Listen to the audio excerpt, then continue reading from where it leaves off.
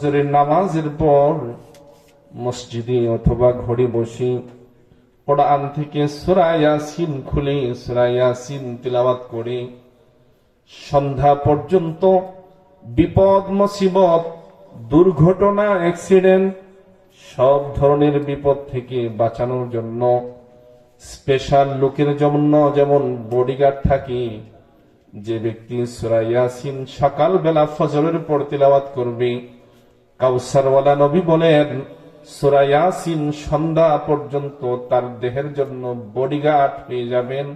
সূরা Yasin bodyguard হয়ে সারাদিন বিপদ মুসিবত দুর্ঘটনা থেকে তাকে হেফাজত করবে। আসতে বলেন সুবহানাল্লাহ।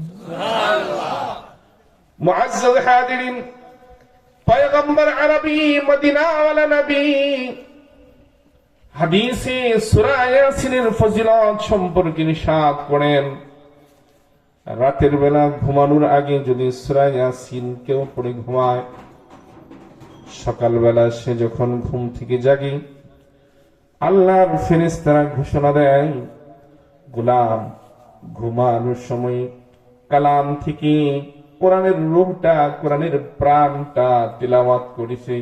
ইয়াসিন ওয়াল কুরআনিল হাকীম ইন্নাকা লামিনাল মুরসালিন আলা সিরাতিন মুস্তাকিম তানজিলাল আজিজির রহিম لتنذر قوما ما أنذر آباؤهم فهم غافلون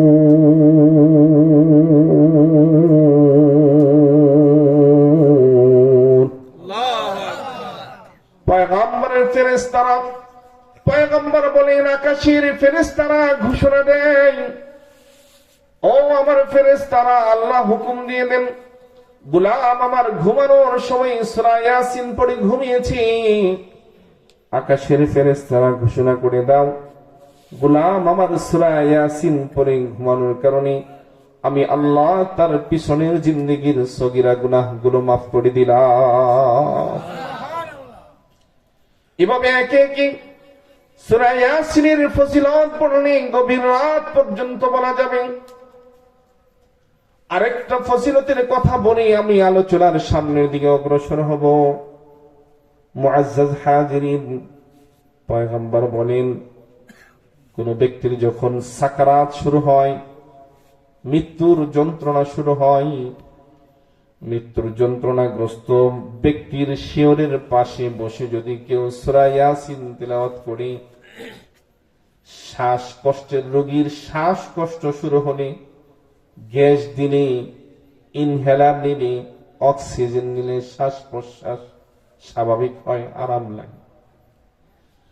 সাকরাতগ্রস্ত ব্যক্তিকে হাদিসে আসছে, নূরুস সুদূর কিতাবের মধ্যে আল্লামা জালালউদ্দিন সুয়ুতী রাহিমাহুল্লাহ তাআলা উল্লেখ করেন, যখন কোন ব্যক্তির সাকরাত শুরু হয়, মৃত্যু মুখে পতিত ব্যক্তিটার জান বের করার জন্য আজরাইল আলাইহিস সালাতু ওয়াস সালামের সাথে 500 ফেরেশতা এসে তাকে চাপ দিয়ে ধরে। কত ফেরেশতা? 500 ফেরেশতা। আবার আপনার ছোট নাতি সারাদিন কাজ শেষে বাড়ি ফেরার পর বিকালবেলা মোহাব্বত করে ঘরের দুয়ারে দৌড়ে এসে দাদা বলে গলায় জড়িয়ে ধরে, ধরাটা যদি বেচুটি পড়ে গলায় চাপ লাগে তাহলে আত্মা বের হওয়ার উপক্রম হয় বলে দ্রুত নাতি ছাড়। ইমানদার মুসলমান আল্লাহর গোলাম, পয়গম্বর বলেন রূহটা যখন দেহ থেকে বের করা হবে সেই মুহূর্তে তার রূহ দেহটাকে 500 ফেরেশতা চাপ দিয়ে ধরে আজরাইল তার রূহটাকে বের করবে। কারণ আজরাইল যখন জান কবজ করতে আসি, বদকার যদি হয়, আজরাইলের এক পা থাকে মাশরিকি, আরেক পা মাগরিবি, আজরাইলের মাথাটা আসমান ছুঁয়ে যায়, বিশাল দেহ, বড় বড় চোখ, বড় দুখানা হাত। মুআজ্জাজ হাজিরিন, আজরাইল আলাইহিস সালাতু ওয়াস সালামকে দেখার পর বৎকারের জান তার দেহ থেকে বের হতে চায় না, যেন তার দেহের প্রতিটা শিরায় শিরায়, পশমের গোড়ায়, মাথার তালু থেকে পায়ের পাতা পর্যন্ত তার রূহটা পালিয়ে বাঁচতে চায়। কোরআনে আল্লাহ এজন্য বলেছেন, মৃত্যুর সময় যখন আসবে, ইযা জাআ আজালুহুম লা ইস্তাখিরুনা সাআতাও ওয়া লা ইস্তাকদিমুন। মৃত্যুর সময় চলে আসলে বিলম্ব এক মুহূর্ত হবে না, এক সেকেন্ড আগেও ইন্তিকাল হবে না। মুআজ্জাজ হাজিরিন, আজকে বাদ ফজরের নামাজের পর মসজিদ থেকে মাদ্রাসার অফিসে এসে তাফসীরের কিতাব খুলি সূরা বাকারার ৩য় পারার ৩ নম্বর পৃষ্ঠা খুলে পড়তেছিলাম, মুতালা করতেছিলাম। وَإِذْ قَالَ إِبْرَاهِيمُ رَبِّ أَرِنِي كَيْفَ تُحْيِي الْمَوْتَى قَالَ أَوَلَمْ تُؤْمِنْ قَالَ بَلَى وَلَكِنْ لِيَطْمَئِنَّ قَلْبِي قَالَ فَخُذْ أَرْبَعَةً مِنَ الطَّيْرِ فَصُرْهُنَّ إِلَيْكَ ثُمَّ اجْعَلْ عَلَى كُلِّ جَبَلٍ مِّنْهُنَّ جُزْءًا ثُمَّ ادْعُهُنَّ يَأْتِينَكَ سَعْيًا। পয়গম্বর ইব্রাহিম রবকে বলেন, রব আরিনি, আমাকে দেখান, কাইফা তুহয়িল মাউতা, মানুষকে মৃত্যু দেওয়ার পর আবার কিভাবে আপনি জীবিত করবেন, কিভাবে মানুষের মরণ দেওয়ার পর দেহটা মাটির সাথে মিশে যায়, সেই দেহ থেকে পুনরায় আবার মানুষকে কিভাবে আপনি জীবিত করবেন। আরিনি কাইফা তুহয়িল মাউতা। মুআজ্জাজ হাজিরিন, মাটির সাথে দেহ মিশে যায়। আমরা বলি মিনহা খালাকনাকুম, লাশ কবরে রাখার সময় মিনহা খালাকনাকুম ওয়া ফিহা নুঈদুকুম ওয়া মিনহা নুখরিজুকুম তারাতান উখরা। আল্লাহ বলেন, মিনহা খালাকনাকুম, এই মাটি থেকে আমি তোমাকে সৃষ্টি করেছি, ওয়া ফিহা নুঈদুকুম, এই মাটিতে এখন তোমাকে দাফন করছি, ওমিনহা নুখরিজুকুম তারাতান উখরা, কিয়ামতের ময়দানে ইসরাফিলের সিংহায় ফুৎকারের পর এই মাটির কবর থেকে তোমাকে আবার উঠানো হবে।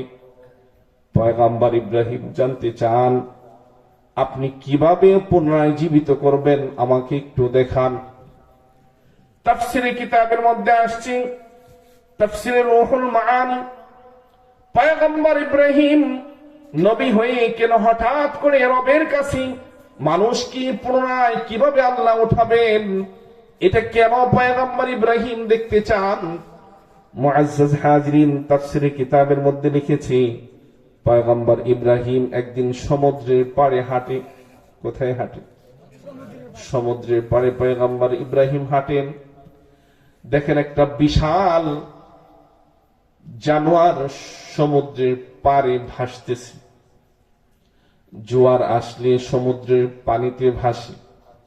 সাগরের নিচ থেকে কুমির, বোয়াল, তিমি, বড় বড় মাছ এসে জানোয়ারটাকে খায়। আবার যখন জোয়ার শেষ হয়, ভাটা লাগে, পানি কমে যায়, মৃত ফোলা জানোয়ারটা সমুদ্রের চরে বালি মাটিতে ভাসতে থাকে। মাছ আর এখন তার নাগাল পায় না। জঙ্গলার হিংস্র জানোয়ার, ভাগ, ভাল্লুক, শৃগাল, কুকুর এসে মৃত ফোলা জানোয়ারটাকে খাচ্ছে। একবার সমুদ্রের মাছ খায়, জোয়ার আসলে, ভাটা আসলে জঙ্গলার হিংস্র জানোয়ার খায়। পয়গম্বর ইব্রাহিম চিন্তা করেন, মৃত ফোলা জানোয়ারটার কিছু অংশ যাচ্ছে সমুদ্রের গভীর তলদেশে, সমুদ্রের প্রাণীদের পেটে। আর ফোলা মাছটার কিছু অংশ যাচ্ছে জংলার হিংস্র জানোয়ারদের পেটে। জানোয়ারের শরীরে যে কুমির আর তিমির পেটে যে এই মৃত জানোয়ারটা রক্ত মাংসে পরিণত হয়ে যাবে, নিশ্চিহ্ন হয়ে যাবে। জংলার হিংস্র জানোয়ারের পেটে যে রক্তে মাংসে পরিণত হবে। কিয়ামতের ময়দানে রব ঘোষণা দিয়েছেন, ওয়াত্তাকু ইয়াওমান তুরজাউনা ফীহি ইলাল্লাহ, ওয়াত্তাকু ইয়াওমান তুরজাউনা ফীহি ইলাল্লাহ সুম্মা তুওয়াফফা কুল্লু নাফসিন মা কাসাবাত ওয়া হুম লা ইউজলামুন। রব বলেন, ওয়াত্তাকু ইয়াওমান তুরজাউনা ফীহি ইলাল্লাহ, ওই দিনকে ভয় করো। তুরজাউনা ফীহি ইলাল্লাহ, যেই দিন তোমরা আল্লাহর কাছে প্রত্যাবর্তিত হবে। সুম্মা তুওয়াফফা কুল্লু নাফসিন মা কাসাবাত, এরপর প্রত্যেককে phi two phi, কণায় কণায়, inch two ইঞ্চি হিসাব দেওয়া হবে। মা কাসাবাত, দুনিয়ায় সে কি উপার্জন করেছে, কামাই করেছে। ওয়া হুম লা ইউজলামুন, দুনিয়ার মাপে কেউ কম বেশি করতে পারে, মামলা মিথ্যা করে ওকিল ধরে টাকা খাইয়ে জিততে পারে। রব বলেন, কিয়ামতের ময়দানে দুনিয়ায় যে যা কামাই করেছে আদালত কায়েম হবে, ফাই টু ফাই হিসাব হবে, কারো হিসাবের মধ্যে কোনো গরমিল হবে না, জুলুম হবে না। ওয়া হুম লা ইউজলামুন, সেদিন তারা কেউ জুলুমের শিকার হবে না।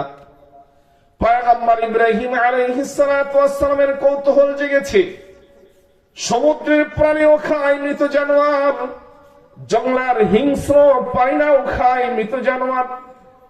রব কিভাবে মৃত জানোয়ার কি বিভিন্ন দেহের ভিতর থেকে আবার মিনহা খলাকনাকুম ওয়া ফিহা নুঈদুকুম ওয়া মিনহা নুখরিজুকুম তারাতান উখরা।